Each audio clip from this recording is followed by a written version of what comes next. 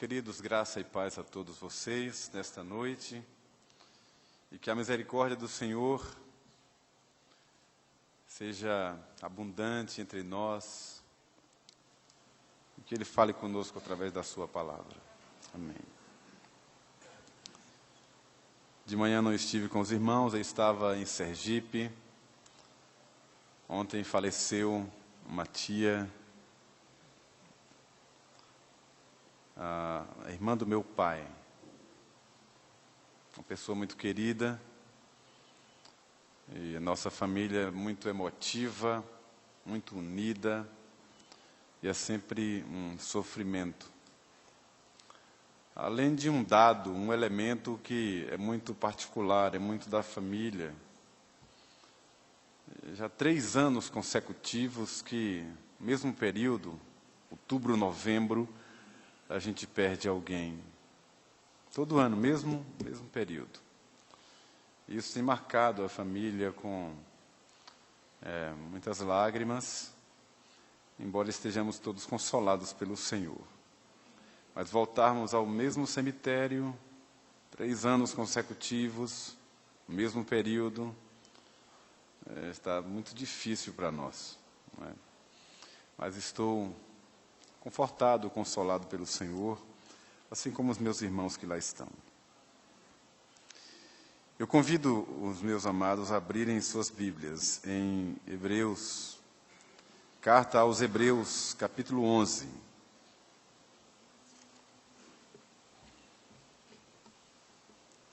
Carta aos Hebreus, capítulo 11.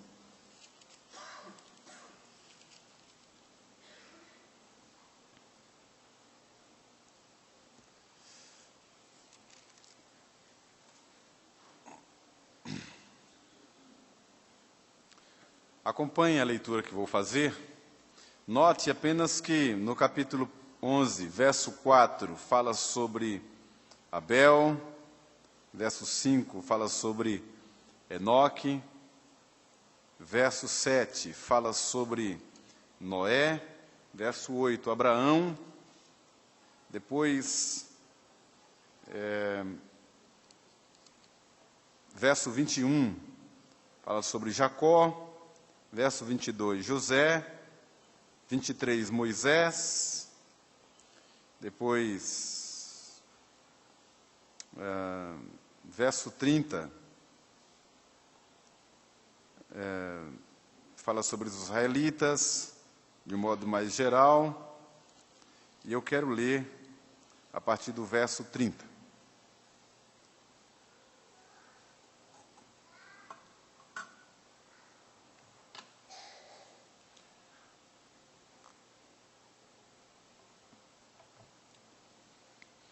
Pela fé ruíram as muralhas de Jericó, depois de rodeadas por 7 dias. Pela fé, Raabe, a meretriz, não foi destruída com os desobedientes, porque acolheu com paz aos espias. E que mais direi? Certamente me faltará o tempo necessário para referir o que há a respeito de Gideão, de Baraque, de Sansão, de Jefté, de Davi, de Samuel e dos profetas, os quais, por meio da fé, subjugaram reinos, praticaram a justiça, obtiveram promessas, fecharam a boca de leões, extinguiram a violência do fogo, escaparam ao fio da espada, da fraqueza tiraram força, fizeram-se poderosos em guerra, puseram em fuga exércitos de estrangeiros, mulheres receberam pela ressurreição os seus mortos. Alguns foram torturados, não aceitando seu resgate, para obterem superior ressurreição. Outros, por sua vez, passaram pela prova de escárnios, de açoites, sim, até de algemas e prisões. Foram apedrejados, provados, cerrados pelo meio, mortos a fio de espada. Andaram peregrinos, vestidos de peles de ovelhas e de cabras, necessitados, afligidos, maltratados, homens dos quais o mundo não era digno, errantes pelos desertos, pelos montes, pelas covas, pelos antros da terra. Antros da terra. Ora, todos estes que obtiveram bom testemunho por sua fé, não obtiveram, contudo, a concretização da promessa, por haver Deus provido coisa superior a nosso respeito, para que eles, sem nós, não fossem aperfeiçoados. Portanto, também nós, visto que temos a rodear-nos tão grande nuvem de testemunhas, desembaraçando-nos de todo o peso e do pecado que tenazmente nos assedia, corramos com perseverança a carreira que nos está proposta, olhando firmemente para o autor e consumador da fé, Jesus, o qual, em troca da alegria que lhe estava proposta, suportou a cruz, não fazendo caso da ignomínia, e está sentado à destra do trono de Deus. Amém. Ó Senhor, fala conosco através da Tua palavra. Amém.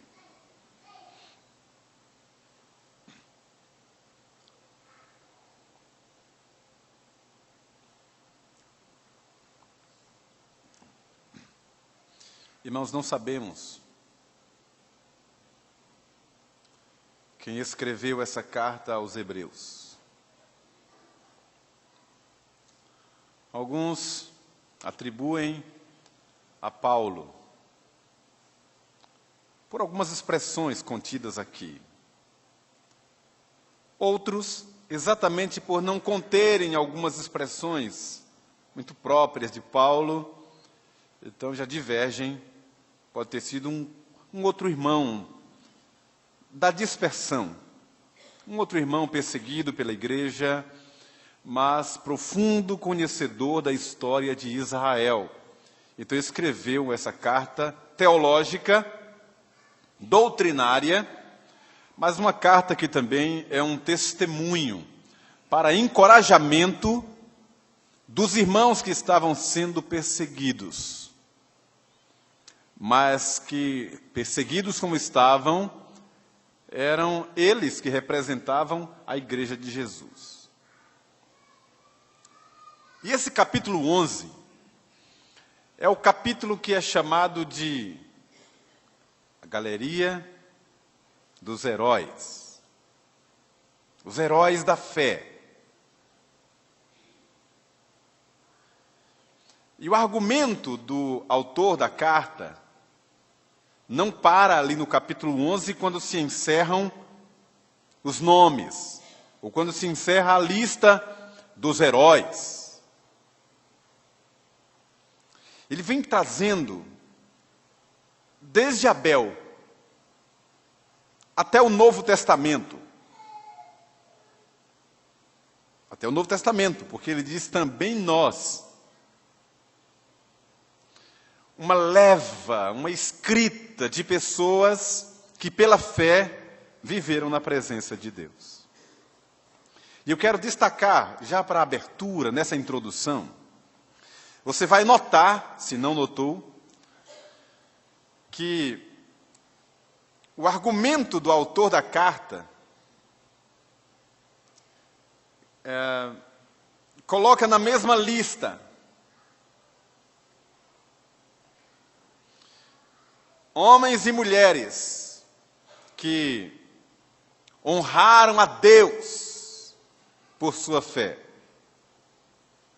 Uns perdendo tudo pela fé. E outros ganhando tudo pela fé. A mesma fé. E só para ilustrar muito bem, ele diz aqui, nesse argumento, que uns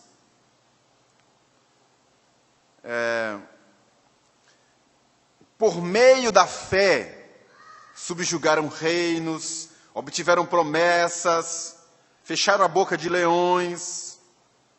Outros foram comidos pelos leões, pela fé que tiveram. Uns extinguiram a força do fogo, a violência do fogo. Foram livres da fornalha ardente pela fé. Outros, pela fé, morreram nas fogueiras. E ele diz aqui, curiosamente, outros, por sua vez, passaram pela prova de escárnios, açoites, algemas e prisões, apedrejados, serrados, mortos a fio de espada. E eu lembro que preguei recentemente aqui sobre 2 irmãos, 2 apóstolos, 2 discípulos, no mesmo texto, no mesmo contexto, dias, separando uma história da outra. Um deles, pela fé em Jesus, foi decapitado, que foi Tiago. Dias depois, pela mesma fé em Jesus, o outro foi livre de ser decapitado, que foi Pedro.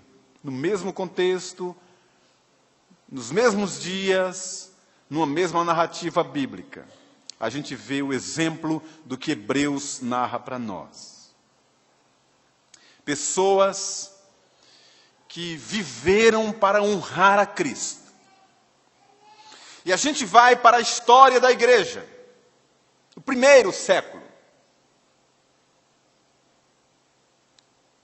Ruas que foram lavadas com sangue.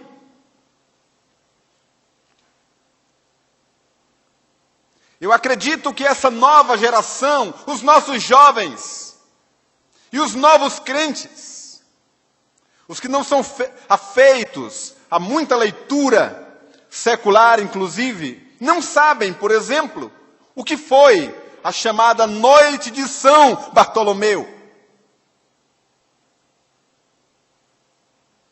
em que os historiadores contam com detalhes, literalmente, ruas que foram lavadas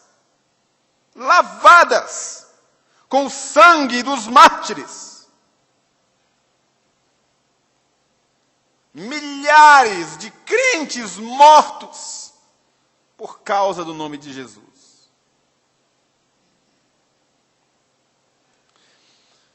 E vamos passando as páginas da história. E encontramos sempre Deus levantando homens e mulheres e jovens. Em tempos até de apostasia, para levantar a bandeira do Evangelho contra toda a hipocrisia dos homens, contra toda a idolatria e contra toda a perseguição religiosa. E vamos encontrando então esses nomes destacados. Foram citados alguns aqui, e os outros, que não temos os nomes aqui. Anônimos, crentes, como você e eu, que não temos os seus nomes, apenas uma história bem genérica contada de tantos mártires, tantos sofredores que honraram o nome de Jesus. Na época da Reforma Protestante, nós temos nomes muito famosos. João Calvino, Martinho Lutero, que fizeram coisas grandiosas. Pouco se fala sobre John Hus, que veio antes deles, num período ainda mais difícil, onde era proibido falar, e era fogueira, e queimaram as Bíblias. E ele se levantou em nome de Jesus para pregar o Evangelho. E vem a história dos avivamentos. E a gente acha lindo e maravilhoso ler e ouvir, falar de irmãos nas praças, falando até em línguas estranhas, labaredas de fogo descendo sobre eles, curas maravilhosas, milagres extraordinários, multidões se convertendo. É lindo ler isso. Mas atrás de tudo isso, muitos mártires deixaram a sua história.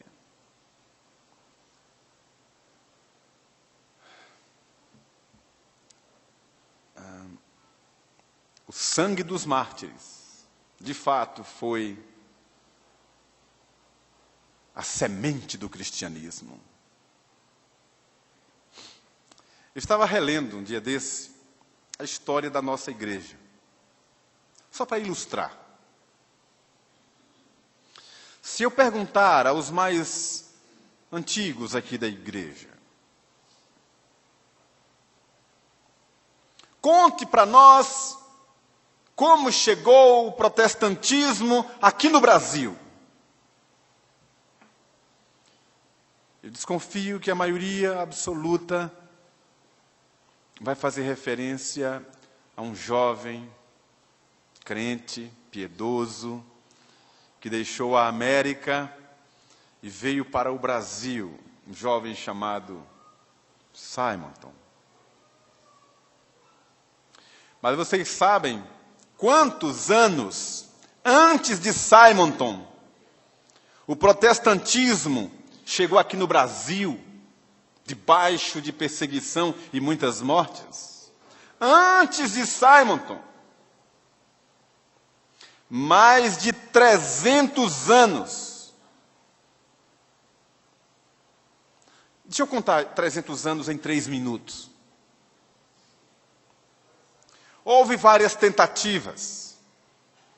Uma primeira tentativa, quando o Brasil era apenas o país dos índios.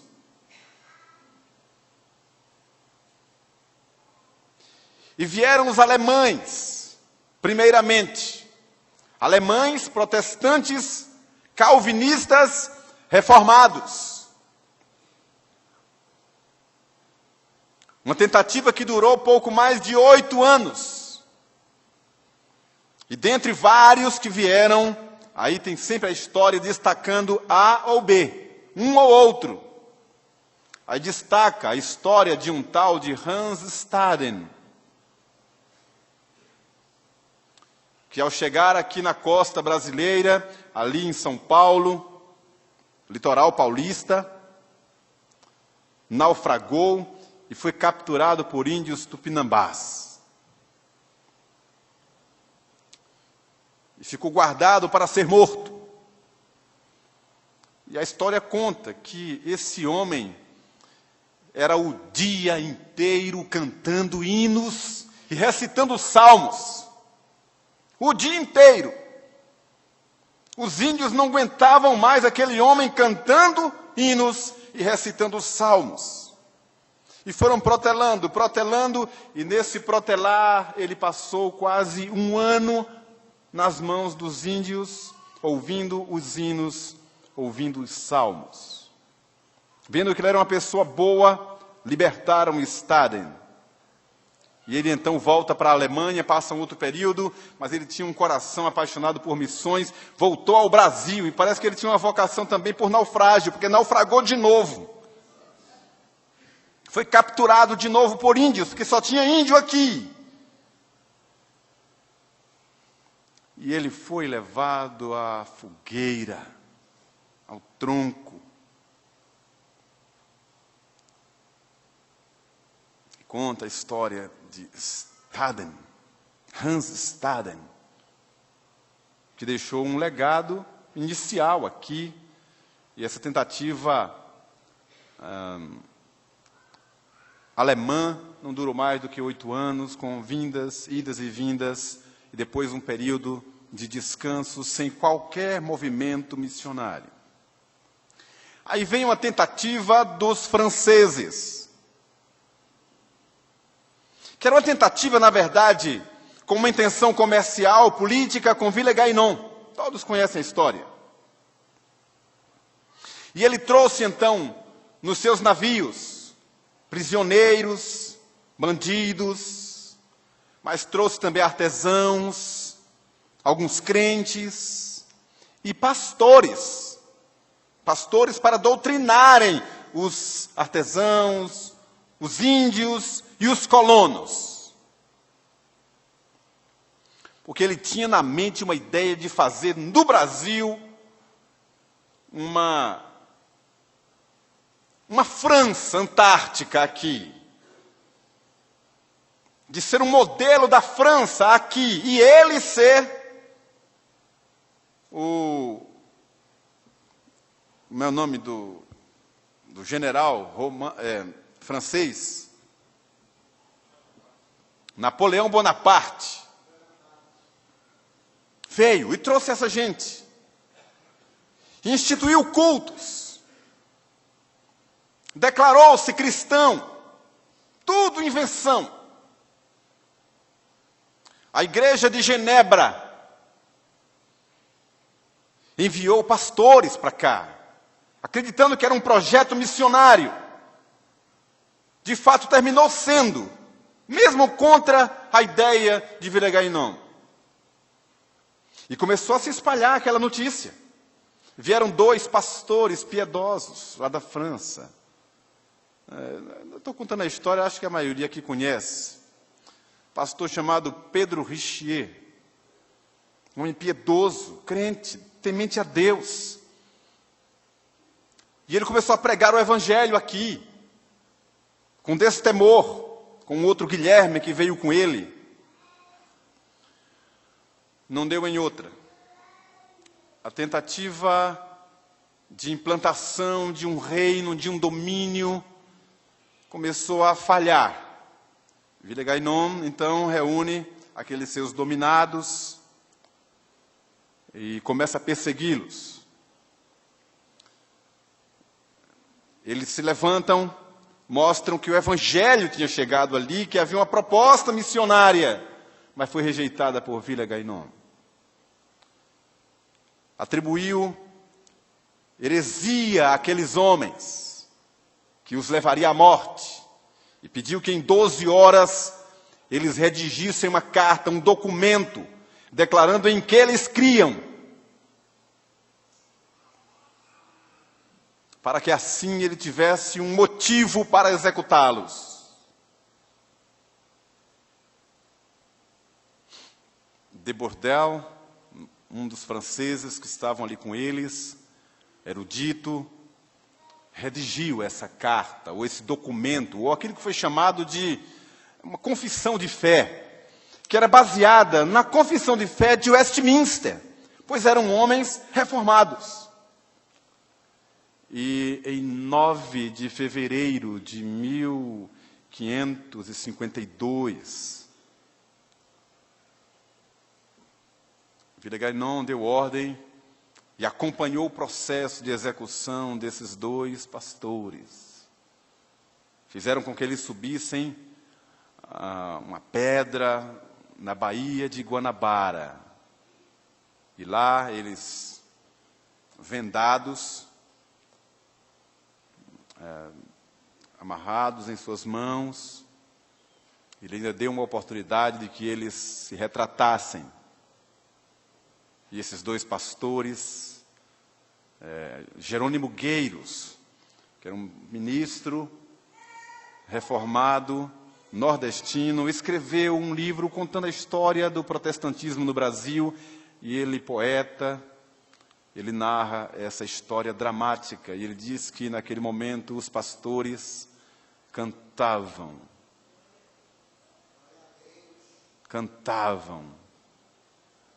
e não pararam de cantar, nem mesmo quando foram empurrados para a morte. Somente as águas revoltas da Baía de Guanabara silenciaram aqueles homens. Aí chegamos na história e encontramos um nome. Poucos conhecem, senão os que leem história. Inclusive na história geral e na história da igreja, a gente encontra sobre a piedade de João Bolés. João Bolés. Foi um jeito aportuguesado que encontraram de chamar o nome francês, que é Jean-Jacques Balleux. Meu francês é sensacional, eu aprendi em Pedrinhas, Não esqueci mais. Jean-Jacques Balleux. Chamaram de João Bolés. João Bolés não tinha medo de pregar o Evangelho, mesmo tendo acompanhado a morte de tantos outros companheiros. E por ser uma pessoa tão carismática, além de piedoso, tão gente boa, expulsaram ele para que ele não morresse no Rio. Mandaram aqui para Salvador. Ele ficou preso 8 anos aqui no Forte São Marcelo. Depois do que, ele voltou para o Rio de Janeiro porque ele disse que a missão dele não tinha terminado. E lá no Rio, de volta, com a mãozinha de José de Anchieta, ele foi enforcado, enquanto cantava louvores a Deus. João Bolés. Aí, perto de 50 anos depois disso, dá em nada a tentativa de Villegagnon, volta para a França e se encerra ali essa tentativa de missões aqui no Brasil. Se eu fosse contar a história, tem muitos nomes, muita gente que foi morrendo ao longo da história. Vieram os holandeses, 24 anos aqui no Brasil, do Maranhão a Sergipe, toda a costa nordestina, mas com ênfase em Pernambuco. E foram anos de muito embate, muita luta, muita morte, muita perseguição, muito massacre dos crentes, muitos mortos, muitos mártires. E uma história abençoadora, porque deixou uma semente muito forte do protestantismo no Nordeste. Um príncipe veio para cá, vocês conhecem a história, Maurício de Nassau. Ele era crente. Com o jeitão dele, ele impôs algumas coisas, mandou construir templos que não era permitido, celebrou a primeira Santa Ceia aqui no Brasil, coisa que muita gente acha que foi depois de Simonton, mas foi com Maurício de Nassau. E a história vai contando acerca dessas pessoas. Depois de 24 anos, cessou a tentativa holandesa também. E se passaram 150 eternos anos sem ninguém vir ao Brasil. 150 anos de silêncio, que foi chamado na história de período das trevas. E aí depois é que entra Portugal na história. Nossa colonização. Aí vem Portugal e aquela loucura do imperador da França de conquistar a Europa inteira. Então mandou tropas também para cá, e aí vieram também os ingleses, aí vieram os alemães, e aí veio o Tratado de Livre Comércio, e todo mundo pôs os olhos no Brasil por causa do ouro, e foi uma grande revolução, mas aí também instituiu-se a Igreja Católica, ou o catolicismo, como religião oficial. Aí Dom Pedro I, aquele que pegou a espada e tal, e aquele mesmo, ele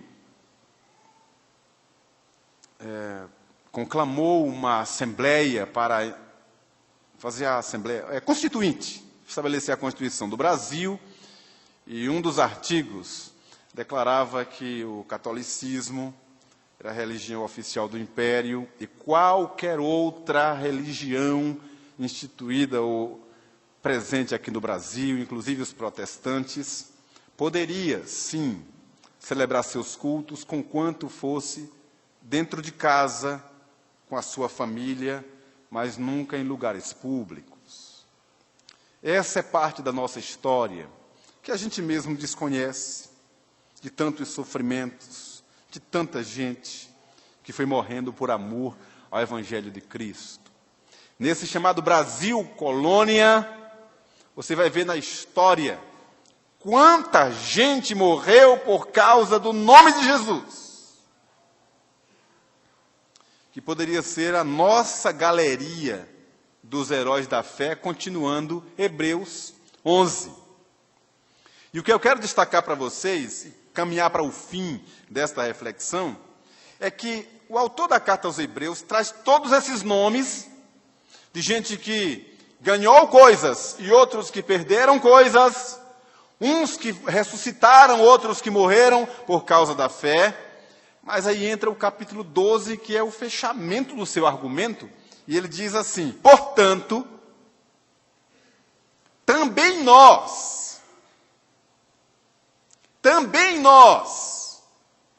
visto que temos a rodear-nos tão grande nuvem de testemunhas, desembaraçando-nos de todo o peso e do pecado que tenazmente nos assedia, corramos com perseverança a carreira que nos está proposta.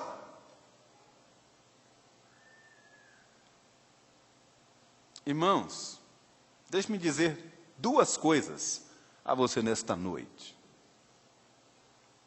A primeira delas é que fica claro para nós, como estava claro para a primeira geração de crentes no primeiro século, que assim como cada uma daquelas gerações foi sendo usada por Deus para levar o nome de Jesus a outros, assim a nossa geração está sendo responsabilizada pelo testemunho da aliança. Segundo os historiadores, uma geração dura 40 anos. Isso baseado na Bíblia. Porque Deus disse a Moisés que faria aquele povo peregrinar 40 anos, para que a geração que saiu do Egito perecesse. Então foram 40 anos para que uma geração passasse. Sabe o que eu fiquei pensando? Não conhecemos nenhum desses irmãos, nem eles a nós. Muito menos os anônimos, que nem os nomes nós temos. Obviamente, eles também não a nós.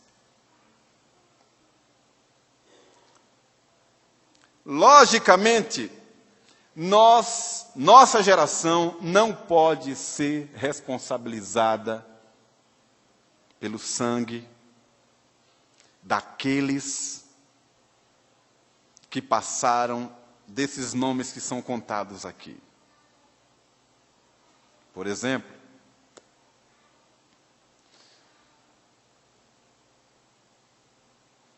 Paulo pregando em Atenas, como eu lhes falei domingo passado.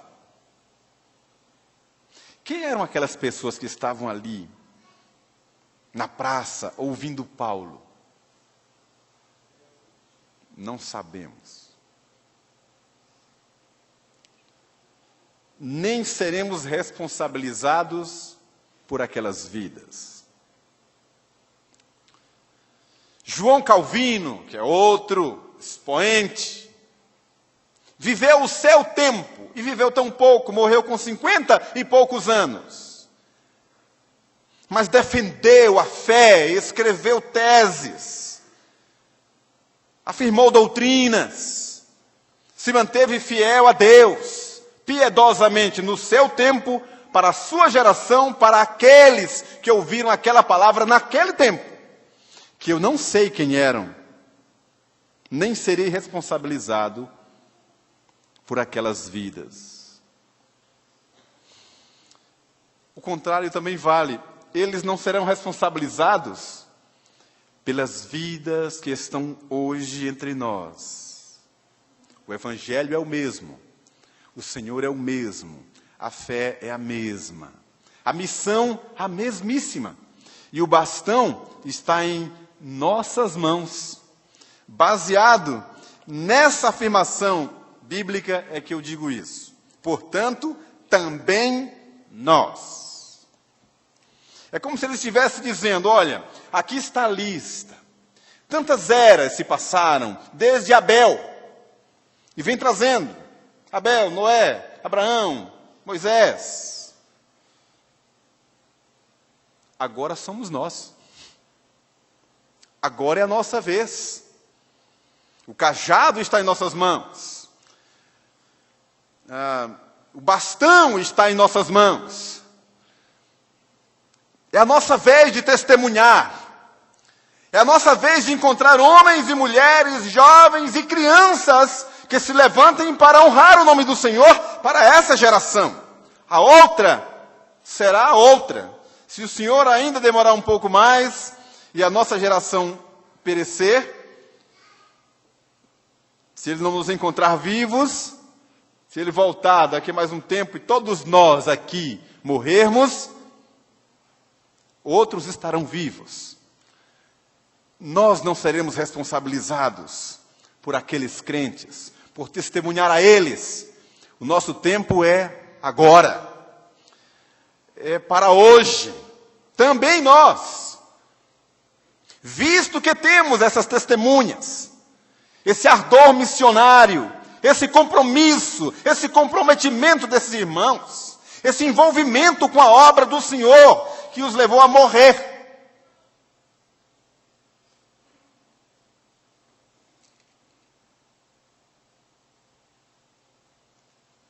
Portanto, também nós. Então, em primeiro lugar, o argumento da carta, ou do autor dessa carta, é de que tem toda essa lista de irmãos como referência nossa. São testemunhas, mas que agora é a nossa vez. É o que eu quero destacar em primeiro lugar. E em segundo, para finalizar, veja o que é que ele diz aqui no verso 1 do capítulo 12, o final do texto. Portanto, também nós, já que temos todas essas testemunhas, aí vem o que eu vou destacar, desembaraçando-nos de todo o peso e do pecado que tenazmente nos assedia, corramos com perseverança a carreira que nos está proposta.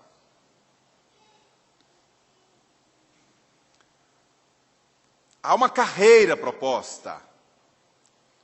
Há uma missão entregue a nós. Não são outros que devem correr essa carreira. Somos nós. E devemos fazer isso com perseverança, olhando para Jesus, sem desmaiar em nossa alma. Olhando para frente para Jesus, olhando para trás, a nossa referência histórica, mas atuando no presente, que é o que nos resta, é o que nós temos agora. O nosso desafio. Sabe, irmãos, o que será esse desembaraçar de todo o peso e do pecado? Não será que talvez seja isso o cansaço de tantos de nós? Não será esse o cansaço de tantos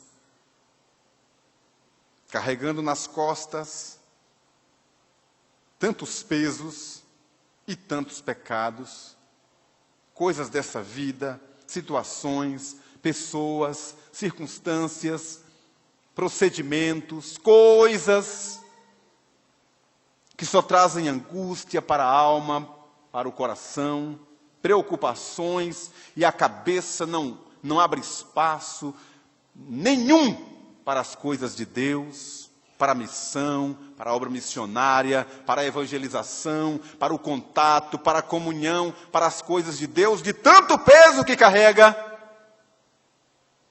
Não será isso?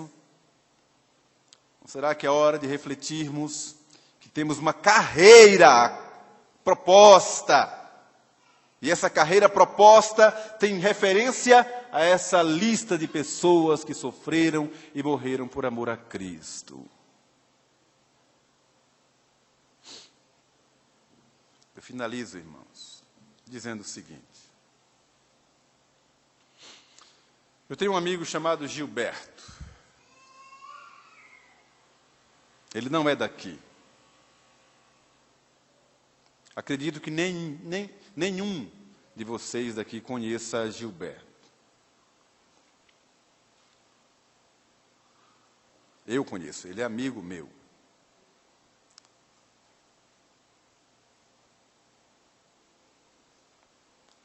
Você tem um amigo que eu não conheço. Cada um aqui tem o seu rol de amigos, que eu não conheço, nem você conhece o rol dos meus amigos. Eu pergunto para a sua reflexão, como já serviu para a minha. Você acha mesmo que Deus vai me responsabilizar pelo testemunho, pela evangelização dos seus amigos? Daqueles que Deus põe na sua história todos os dias? Você acha mesmo que Deus vai me responsabilizar pelos seus colegas de trabalho? Você acha que Deus vai me responsabilizar pelo seu vizinho? Se Deus te colocou lá como luz e sal daquele lugar, e você acha que Deus vai responsabilizar você por aqueles que são os meus amigos, a quem eu devo falar e testemunhar do amor de Jesus? Então nós temos uma nuvem de testemunhas. A referência é essa.